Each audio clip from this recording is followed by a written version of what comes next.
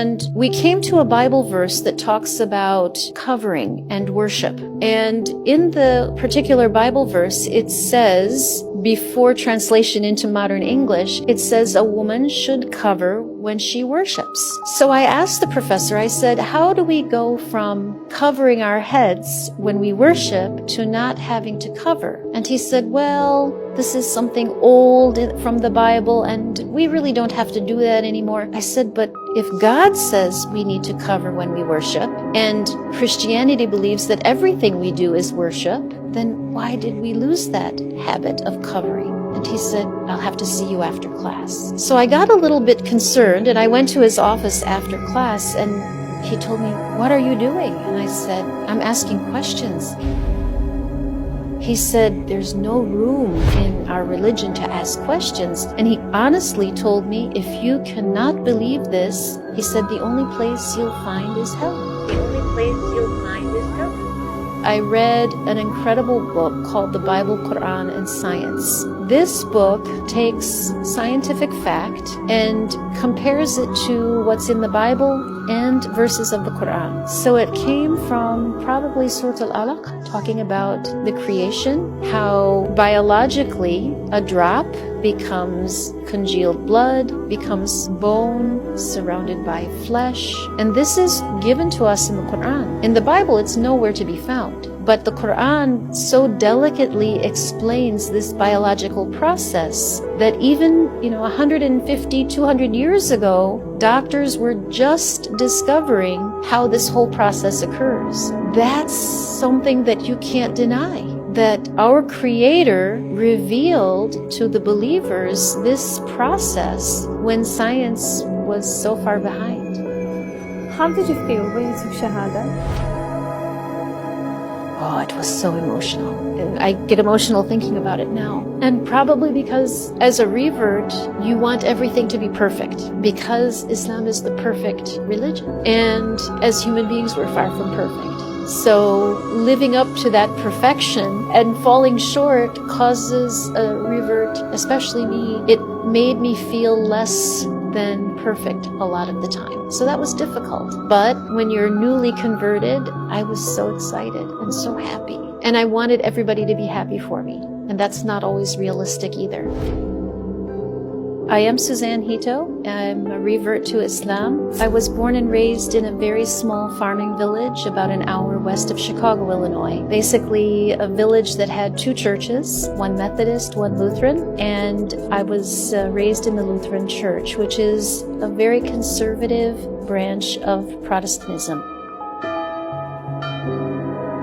I'm the youngest of 6 children. My oldest sister is 19 years older than I am, and I almost was raised like an only child. My family was very committed to their faith and attending church, and it included not only Sundays, but Bible study on Wednesday nights, and most of the community activities revolved around the church community.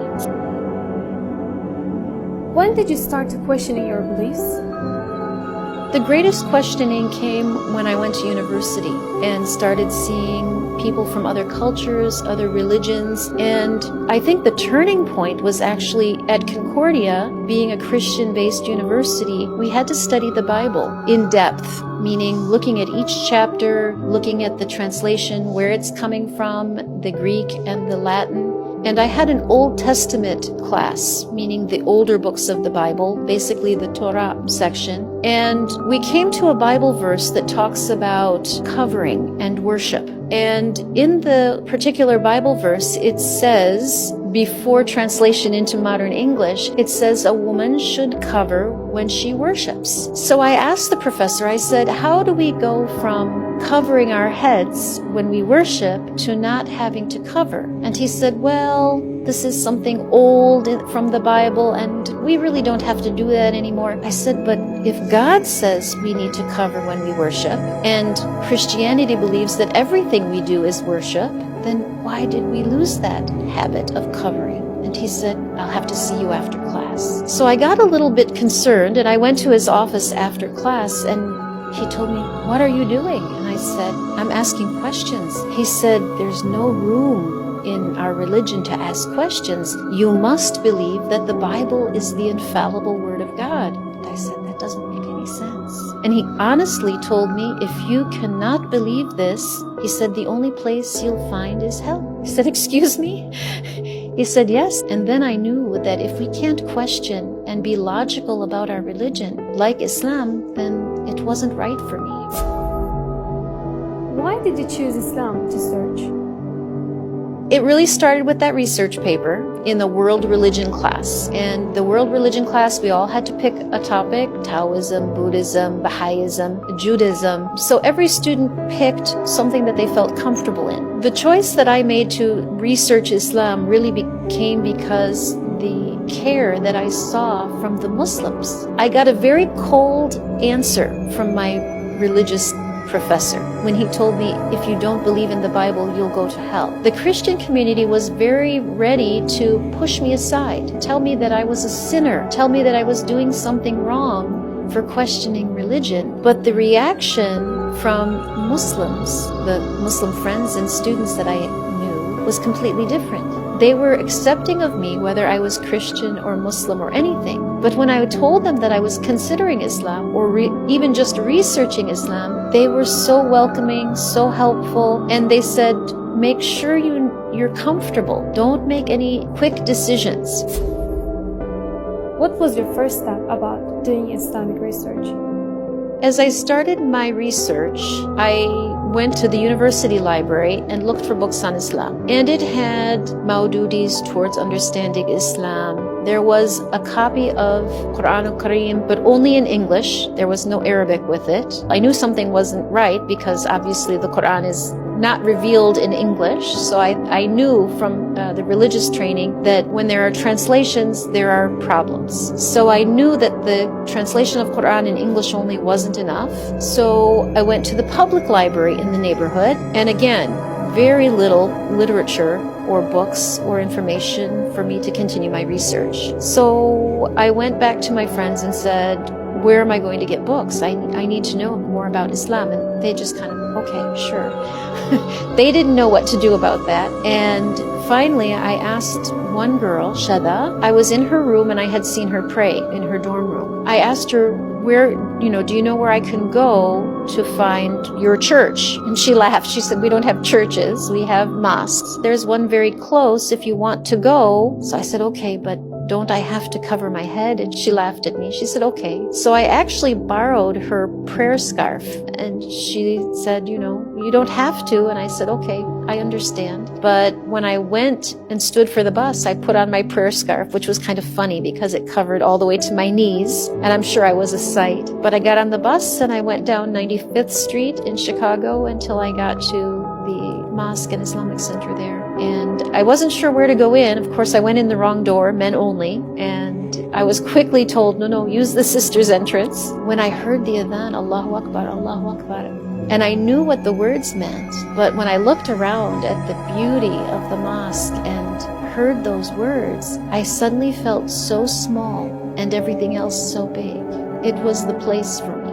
And of course, as I was standing there were sisters rushing in for the namaz, and they were like pushing me in line, just get in line, get in line. And one sister put her shoulder very close to mine, and I had no idea what I was doing. And she asked me, do you know how to pray? And I said, no. And so I sort of made the movements, even though I had no idea what I was doing. I didn't have my hands in the right position. And she just tapped me after the prayer was finished, and she said, you'll get the hang of it.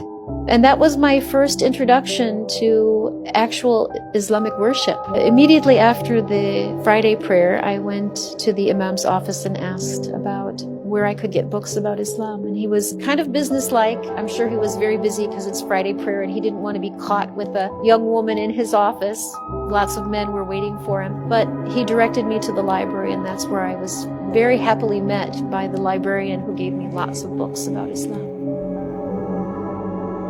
How did you feel when you were praying?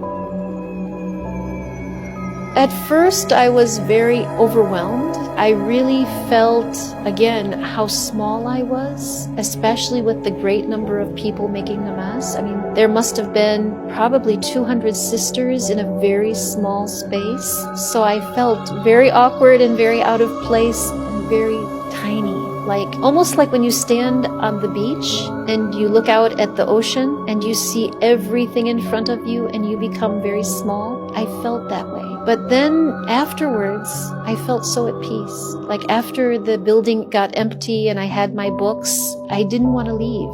Like, I felt I wanted to stay in that place and just be at peace. So, when did this research turn from being a homework into a religious conversion?